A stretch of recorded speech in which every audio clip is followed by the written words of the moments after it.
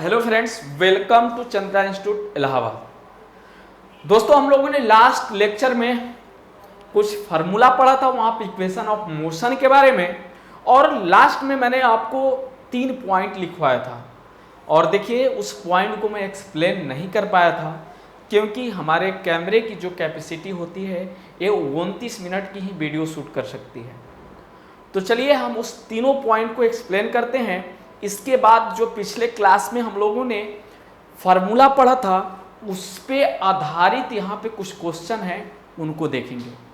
तो थोड़ा सा गौर करिएगा, मैंने आपको पहला पॉइंट लिखवाया था वहाँ पे कि दो अलग अलग द्रव्यमान की वस्तु को अगर निर्वात में एक साथ छोड़ दिया जाए तो दोनों वस्तुएं पृथ्वी पर एक साथ गिरेंगी। क्या था? दो अलग अलग द्रव्यमान की वस्तु को एक साथ निर्वात में, मैंने निर्वात वर्ड यूज किया। निर्वात का मतलब कि ऐसा माध्यम जहां कुछ भी ना हो, यहां तक कि वहां पे एयर भी ना हो, ऐसे मीडियम को हम लोग क्या कहते हैं? निर्वात कहते हैं। निर्वात में एक साथ छोड़ दिया जाए तो दोनों एक साथ पृथ्वी पर गिरेंगे। दूसरी पॉइंट मैंने बताया था आपको, अलग अलग द्रव्यमान का कहने का मतलब क्या समझिएगा, कोई अगर वस्तु 10 केजी की है या कोई 1 कुंटल की है, उससे कोई मतलब नहीं है, या कोई 20 केजी की है, कोई 10 केजी की है, ऐसे है। अगर हम लोग दोनों इन वस्तुओं को अगर निर्वात में एक साथ छोड़ देंगे तो इनके द्रव्यमान से कोई मतलब नहीं होगा, क्योंकि ये दोनों समान ही गिरेंगे। क्योंकि आप जानते हैं W इक्वल टू क्या होता है? m इंटू जी, या आप बोल सकते हैं F इक्वल टू जो होता है m इंटू जी। ठीक है, तो जितना m ज्यादा होगा उतना ही ज्यादा फोर्स लगेगा। लेकिन कब? जब कोई मीडियम रहेगा तब। तो आप दिमाग लगते हैं लगाने की जो 20 केजी वाला वस्तु होगा वो सबसे पहले गिरेगा। लेकिन निर्वात अगर शब्द अगर यूज कर दिया तो वहां पे दोनों समान रूप से ही पृथ्वी पर टकराएंगी। ये चीज आप ध्यान रखिएगा। दूसरा पॉइंट मैंने बताया था आपको, दो अलग अलग द्रव्यमान की वस्तु किसी माध्यम, दो अलग अलग द्रव्यमान की वस्तु किसी माध्यम, माध्यम का मतलब मैं बोलूं तो जैसे एयर हो गया, पानी हो गया, जल हो गया, केरोसिन हो गया, किसी माध्यम में अगर गिराया जाए तो जिस वस्तु का द्रव्यमान सबसे ज्यादा होगा वह वस्तु सबसे पहले पृथ्वी पर गिरेगी। क्या? याद रखिएगा, किसी मीडियम की बात कर दे, किसी माध्यम में अगर गिराने की बात कर दे, कह दे कि दो अलग अलग द्रव्यमान, एक का द्रव्यमान 20 केजी है, एक का द्रव्यमान 30 केजी है, दोनों वस्तुओं को हम लोग पानी में छोड़ देते हैं तो सबसे पहले कौन सी वस्तु डूब जाएगी? आप पृथ्वी पर आकर डूब जाएगी। ठीक है, पृथ्वी पर आकर गिर जाएगी। तो आप याद रखेंगे, जिसका द्रव्यमान ज्यादा होगा यानी 30 केजी वाली वस्तु सबसे पहले डूब जाएगी। तीसरा पॉइंट मैंने बताया था, अगर क्वेश्चन में किसी माध्यम का जिक्र ना किया हो, निर्वात भी शब्द यूज ना किया हो, तो आप उत्तर हमेशा निर्वात मानकर ही देंगे। जैसे आपसे कहा जाए दो अलग अलग द्रव्यमान की वस्तु किसी माध्यम में एक साथ छोड़ दिया जाए तो पृथ्वी पर सबसे पहले कौन गिरेगी? भैया दोनों समान रूप से गिरेंगी, क्योंकि किसी माध्यम की जिक्र नहीं किया है तो यहाँ पे हम लोग उत्तर हमेशा निर्वात मानकर ही देंगे। इतनी बातें आप मेरी समझ गए होंगे।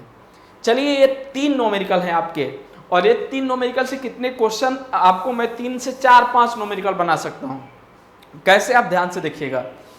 पहला आपके सामने जो उदाहरण मैंने लिखा है कि एक कार विरामावस्था से, अब याद रखिए हमारा कॉन्सेप्ट मैंने जो आपको पढ़ाया है, मैंने आपको बताया है कि लास्ट लेक्चर में अगर किसी वस्तु को छोड़ा जाए, गिराया जाए, विश्रामावस्था से गिरे, विरामावस्था से चले, रोका जाए और फेंका जाए और फेंकने का वेग न दिया जाए, तो ये सारी कंडीशन में आपका u का मान क्या होता है?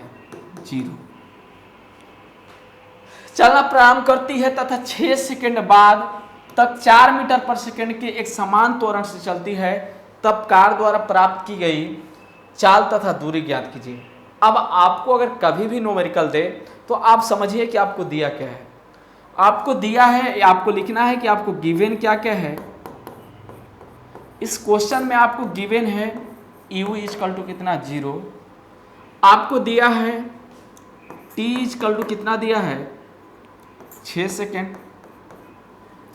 आपको दिया है a इक्वल टू कितना 4 मीटर पर सेकेंड। आपसे पूछ कर रहा है चाल और दूरी, आपसे पूछ रहा है भी क्या होगा और आपसे पूछ रहा है कि यस क्या होगा। ये दो चीज फाइंड करना है। अब आप आइए, आपके पास गति के 3 इक्वेशन मैंने बताया है। पहला आपको बताया v equal to U plus 80, दूसरा आपको बताया S equal to U T plus 1/2 80 square, तीसरा आपको बताया है मैंने v square equal to U square plus 2as। ये 3 इक्वेशन मैंने आपको बताया है। अब देखिए इस क्वेश्चन में अगर ये 3 इक्वेशन आपको दिए गए हैं तो आप कौन से इक्वेशन को कब अप्लाई करेंगे, ये सबसे बड़ी आपकी समस्या है। तो आप देखिए कि अगर इस क्वेश्चन में आपको दिया क्या है, u दिया है, t दिया है, a दिया है, आपसे v पूछ रहा है। v तो यहाँ पे भी है, इस वाले फार्मूला से भी हम लोग वेलोसिटी फाइंड कर सकते हैं, लेकिन इसको फाइंड करने के लिए a और यस की जरूरत पड़ेगी। a दिया है, u दिया है, लेकिन यस नहीं दिया है, तो ये तो कंफर्म हो गया कि ये वाला फार्मूला हमारा लगेगा ही नहीं, साफ माना कर दो, ये वाला फार्मूला हमारा यूज नहीं होगा। तो चलिए हम लोग v फाइंड कर लेते हैं। तो v इक्वल टू होगा u का मान कितना है, देखिए 0, यहाँ पे 0 लिखिए, प्लस a का मान कितना है 4 इंटू 6, तो आपका v इक्वल टू कितना होगा 6 चौके 24 मीटर पर सेकेंड। इतना आपको पता हो गया। फिर आपसे दूरी पूछ रहा है, दूरी क्या होगी, तो S equal to U T plus 1/2 80 square लगा लो, क्या दिक्कत है। इसको मैं इरेज करता हूँ, आप नोट कर लीजिए, थोड़ा सा मैं हट जाता हूँ, आप स्क्रीनशॉट ले लीजिए। चलिए तो अब बात करते हैं हम लोग, अब दूसरे फार्मूला में इसको लगा लो, यस पूछ रहा है तो कोई दिक्कत नहीं है। क्या दिक्कत है, आपसे अगर यस पूछ रहा है तो यस इक्वल टू क्या होता है U T,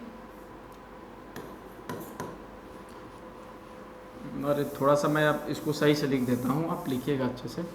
yes equal to होता है यू टी प्लस 1/2 80 स्क्वायर। आप अपने माइंड से निकाल लीजिए कि न्यूमेरिकल से बहुत टफ होते हैं, कभी टफ नहीं होते, आपके कॉन्सेप्ट याद रखने होते हैं। तो यस इक्वल टू हो जाएगा यस, यू का मान क्या हो जाएगा आपका 0, टी का मान क्या हो जाएगा आपका 6 प्लस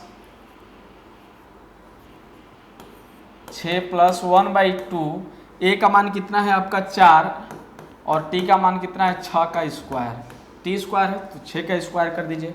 तो आपका ये टोटली देखो ये कितना हो जाएगा 0, क्योंकि 0 में किसी भी नंबर से मल्टीप्लाई करिएगा तो 0 मिलता है। तो ये आपका यस इक्वल टू हो गया 0 प्लस 1/2 4 गुणे 36, 6 के 36, जब आप इसमें 4 से और 36 में मल्टीप्लाई करिएगा तो यस इक्वल टू हो जाएगा 144, 6 चौके 24 के 4, 4 3 12 2 14, 144/2, तो यस इक्वल टू हो जाएगा 72 मीटर। ये आपको निकल गया। 2 क्वेश्चन हो गए, इस पे दोनों फार्मूला यूज हो गए। अब तीसरा क्वेश्चन हम लोग देखते हैं। तीसरा इसका दूसरा क्वेश्चन, क्योंकि इसी में एक मैंने 3 क्वेश्चन आपको बना दिया, और ये है आपका ये है आपका तीसरा क्वेश्चन। देखिएगा, एक रेलगाड़ी 90 किलोमीटर पर घंटा की चाल से चल रही है। ब्रेक लगाए जाने पर वह -0.5 मीटर पर सेकेंड स्क्वायर का एक समान त्वरण उत्पन्न करती है। रेलगाड़ी की विरामावस्था में आने से पहले कितनी दूरी तय करेगी। अब देखो, आपको ब्रेक लगाया जा रहा है तो वेलोसिटी कम हो रही है, तो एक्सीलरेशन भी क्या होगा, कम होगा। जब एक्सीलरेशन कम होगा तो उस पर कौन सा त्वरण करेगा, मंदन त्वरण काम करेगा। तो यहाँ पे इसलिए माइनस लगाया गया है क्वेश्चन में कि 0.-5 मीटर पर सेकेंड स्क्वायर का एक समान त्वरण उत्पन्न करती है। अब देखो, एक रेलगाड़ी 90 किलोमीटर पर आर घंटा की चाल से चलती है। अब चल रही है कितनी, 90 किलोमीटर पर आर घंटा से। तो आपको दिया क्या है, आपके क्वेश्चन में यू दे दिया है कितना, 90 किलोमीटर पर आर घंटा। आपको एक्सीलरेशन कितना दिया है, त्वरण कितना दिया है, ए इक्वल टू दे दिया 0.5 मीटर पर सेकेंड स्क्वायर। अब थोड़ा गौर करिएगा, आपसे पूछ कर रहा है तो कितनी दूरी तय करेगी, विरामावस्था में आने से पहले कितनी दूरी तय करेगी। और अब मैंने आपको बताया था कि अगर किसी भी गाड़ी को रोका जाता है तो ब्रेक लगाया जा रहा है तो रोका जाएगा ना भैया, तो कभी भी मैंने आपको कॉन्सेप्ट याद रखिए, किसी भी गाड़ी को अगर रोका जाता है और रोकने का वेग ना दिया जाए तो v इक्वल टू क्या करते हैं, 0 मान लेते हैं। अब देखिए यहाँ पे आपका u 90 किलोमीटर पर घंटा है, तो ये किलोमीटर पर घंटा है, और त्वरण आपका मीटर पर सेकेंड में है, तो दोनों को हमको सेम करना पड़ेगा। इसको भी मीटर पर सेकेंड में करना पड़ेगा कि नहीं। तो आप जानते हैं किसी भी राशि को अगर किलोमीटर पर घंटा से मीटर पर सेकेंड में चेंज करता है तो करना होता है तो क्या करते हैं, उसमें 5/18 से गुणा कर देते हैं, तो ये बन क्या जाता है, मीटर पर सेकेंड। देखो 18 पचे 90, 5 पचे 25 मीटर पर सेकेंड। यू कितना हो गया आपका, 25 मीटर पर सेकेंड। अब आपसे पूछ रहा है, आपसे विस्थापन दूरी पूछ रहा है, तो आप वही फार्मूला लगाओ, कौन सा, v square equal to U square plus 2as। अब आप कहोगे ये सर बता दो ये दो फार्मूला क्यों नहीं लगाए, v equal to U plus 80, हम आपको एक एक चीज क्लियर कराए, S equal to U T plus 1/2 80 square. ये दोनों फार्मूला क्यों नहीं आपने यूज किया। आपके मन में क्वेश्चन आएगा ना, क्या क्वेश्चन में कहीं आपको टाइम दिया है क्या, नहीं ना। जब टाइम नहीं दिया है तो क्या ये फार्मूला हमारा काम कर सकता है क्या इस पे, नहीं ना, इसलिए इसका हमने यूज नहीं किया। ठीक है, तो आप याद रखेंगे। तो यहाँ पे आपका क्या है, ये 0 हो गया, इक्वल टू यू का मान कितना है, 25 का स्क्वायर। यहाँ पे मैं लिख देता हूँ इसको, आप समझिएगा थोड़ा सा। भी आपका कितना हो गया, 0 का स्क्वायर प्लस 25 का स्क्वायर, यहीं पे लिख देनी। तो आप लोग बहुत महान हैं, आप लोग कभी कभी सोचेंगे कि सर पता नहीं क्या क्या लिख दिए। 2 गुणे त्वरण क्या है, माइनस में है 0.5 इंटू यस। इसी चीज़ को एक बार फिर मैं यहाँ पे लिख देता हूँ, उसी वाली चीज़ को, प्लस 2 गुणे 0.5 इंटू यस। अब देखिए 0 इक्वल टू 625 प्लस, ये माइनस में है तो प्लस माइनस माइनस हो जाएगा, माइनस इसमें मल्टीप्लाई करेंगे तो क्या हो जाएगा 1 यस। ठीक है, तो ये मान लीजिए 80 है, तो यस इक्वल टू ये है, इधर आएगा तो किस में हो जाएगा, ये इधर, ये दोनों इसमें है, तो ये इधर आएगा तो क्या हो जाएगा ये बताइए, ये इधर आएगा माइनस में हो जाएगा, तो minus 625 equal to minus S, तो यस इक्वल टू कितना हो जाएगा आपका 625 इक्वल टू यस। यही आपका क्या हो गया आंसर, यानी आपकी दूरी कितनी हो जाएगी 625 मीटर। ठीक है, ये हो जाएगा आपका आंसर। बताइए आपको समझ में आया कि नहीं आया ना। बहुत आसान क्वेश्चन है, क्वेश्चन बहुत आसान है, बस आपको थोड़ा सा कैलकुलेशन करने की आदत डालनी पड़ेगी। चलिए नेक्स्ट क्वेश्चन लेते हैं। ये भी क्वेश्चन बहुत ही शानदार है। कह रहा है क्वेश्चन, देखिएगा उदाहरण नंबर 3 है। कह रहा है 19.6 मीटर ऊंची एक मीनार की चोटी से एक पत्थर छोड़ा जाए, यानी 19.6 मीटर ऊंची एक मीनार की चोटी से एक पत्थर छोड़ा जाए तो पृथ्वी पर पहुंचने से पहले इसका अंतिम वेग ज्ञात कीजिए। देखिएगा क्या कर रहा है, 19.6 मीटर ऊंची एक मीनार की चोटी से एक पत्थर छोड़ा जाता है। मैंने बताया था आपको कॉन्सेप्ट याद करिए, मैंने कहा छोड़ा जाए, गिराया जाए, विश्रामावस्था से गिरे या विरामावस्था से चले, इस सारी कंडीशन में आपको यू का मान क्या हो जाएगा 0। चलो एक ये मीनार है, ठीक है, ऐसे ड्राइंग मेरी बहुत ही पुअर है, आप मान लीजिएगा कि ये मीनार है और आज का दिन बड़ा शुभ है, तो इसलिए हम थोड़ा मीनार बना लेते हैं, नहीं तो हम बड़ा शॉर्ट में ही काम अपना चला लेते हैं। मीनार है, यहाँ से आपको क्या किया जाता है, यहाँ पे छोड़ा जाता है। इसकी ऊंचाई कितनी है 19.6 मीटर। अब u क्या हो गया 0, क्योंकि छोड़ा जा रहा है तो u पहले नंबर 0 हो जाएगा। अब आपसे v पूछ रहा है,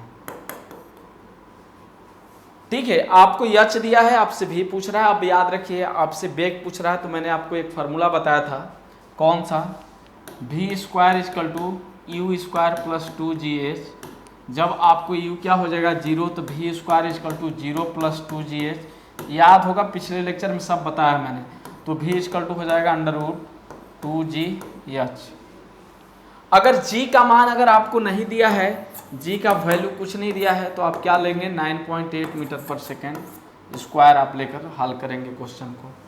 ठीक है, अगर g की कोई वैल्यू अगर आपको नहीं दी है क्वेश्चन में, तो आप 9.8 मीटर पर सेकेंड स्क्वायर लेंगे g की वैल्यू। तो यहाँ पे आप v इक्वल टू लगाएंगे, v इक्वल टू √2 गुणे 9.8 इंटू 19.6। अब इसको और इसमें मल्टीप्लाई करिए तो v इक्वल टू हो जाएगा 8 दूना के 16 के 6, 9 दूना के 18 के 19, 19.6 गुणे 19.6। तो आप इसमें से अंडर में है तो एक आप कॉमन ले लेंगे, तो v इक्वल टू आपको मिलेगा 19.6। यही आपका क्या होगा, आंसर हो जाएगा। यही आपका क्या हो जाएगा, v हो जाएगा, यही आपका वेग हो जाएगा। v इक्वल टू 9.6 मीटर पर सेकेंड। बताइए आपको समझ में आया कि नहीं, आसान है कि नहीं। चलिए, तो इसी तरह हम आपको फार्मूला से यूज टू कराते रहेंगे और बहुत सारे न्यूमेरिकल्स मैं आपको प्रैक्टिस देते रहूँगा। तो अब नेक्स्ट लेक्चर में मैं चाह रहा हूँ कि आपको, मैंने पहले हेडिंग आप याद रखिए कि मैंने गति तथा बल हेडिंग डाला था, तो अब मैं चाह रहा हूँ कि नेक्स्ट हेडिंग में जब भी मैं आपसे मिलूँ तो गति तथा बल के बारे में हम लोग आपसे बात करें, क्योंकि मैंने यहाँ पे मैक्सिमम गति के जितने भी कॉन्सेप्ट होते हैं, जितने भी इक्वेशन होते हैं, आपको मैंने एक्सप्लेन कर दिया। तो अब नेक्स्ट लेक्चर में दोस्त आप वेट करिए, मैं बल लेकर आपके सामने उपस्थित हूँगा। तब तक के लिए थैंक यू, धन्यवाद, थैंक यू दोस्त।